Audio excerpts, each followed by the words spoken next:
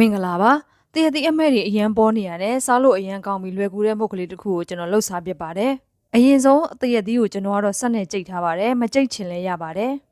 ကလောပီနံမုတ်ခေါ်ပီလောပီနံမုတ်ကိုထမင်းစားစုံနဲ့ဆက်နှစ်စုံကျွန်တော်ထည့်ထားပါတယ်ဆန်မုတ်ကိုထမင်းစားစုံနဲ့နှစ်စုံထည့်ထားပါတယ်ဟင်းချက်လေးတွေအပြင်ထိုင်းမှာကျွန်တော်ဆေးရုံစကယ်ပြန်လေစိတ်အကျိုးအပို့နဲ့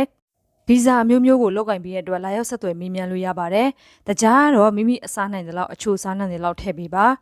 ဒါကတော့အုံတို့ဖြစ်ပါတယ်အုံတို့ကိုတခါတည်းအများကြီးမထည့်ပဲနဲ့ဖြည်းဖြည်းချင်းနည်းနည်းချင်းထည့်ပေးသွားပါတရက်သီးနဲ့မုံနှစ်အသားတွေနဲ့တသားတည်းဖြစ်သွားအောင်မှွေပေးပါမှွေပေးပြီးသွားပြီဆိုရင်တော့ကျွန်တော်ကတော့အခုလိုခွက်ကလေးတွေနဲ့အသုံးပြုထားပါတယ်မိမိအဆင်ပြေတဲ့ပကံနဲ့သို့မဟုတ်ကြိုက်နှစ်တက်ရနဲ့အသုံးပြုလို့ရပါတယ်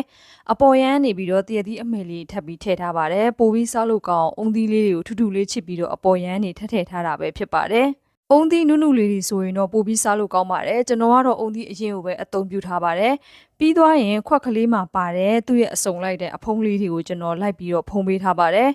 ပုံမှန်အားဖြင့်တော့မဖုံးဆိုရင်လည်းရပါတယ်ကျွန်တော်ကရေဝင်မှာဖြစ်တဲ့အတွက်ပေါင်းတဲ့အခါမှာအငွေ့ရိုက်ပြီးရေကျမှာဆိုတဲ့အတွက်အဖုံးလေးတွေအုပ်ထားခြင်းပဲဖြစ်ပါတယ်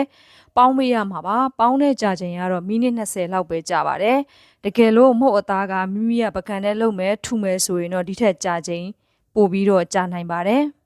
မိနစ်20ကြာပြီးရနဲ့ကျွန်တော်မီးပိတ်လိုက်ပါပြီအသားလေးကအီးတုံတုံလေးနဲ့တရက်သီးအနံ့မမွေးလေးနဲ့တော်တော်လေးကိုမုတ်ကလေးကစားလို့ကောင်းပါတယ်တရက်သီးတီကွေးမုံနဲ့တောင်တူပါတယ်ဒီနိုင်ငံကပဲဝင်လာထိုင်းလေစိမ်မှာတစုံတရာရိတ်ခဲ့သည်ရှိတော့ပေးပြန်မလွတ်သည်ရှိတော့ကျွန်တော်ကိုယ်တိုင်ချက်ချင်းဆက်သွယ်ပေးပါခဏလေးအတွင်းထွက်လို့ရအောင်ကျွန်တော်ဆောင်ရွက်ပေးပါတယ်ဗီဒီယိုလေးတွေကိုကြည့်ရှုအားပေးတဲ့အတွက်လည်းအားလုံးကိုကျေးဇူးတင်ပါတယ်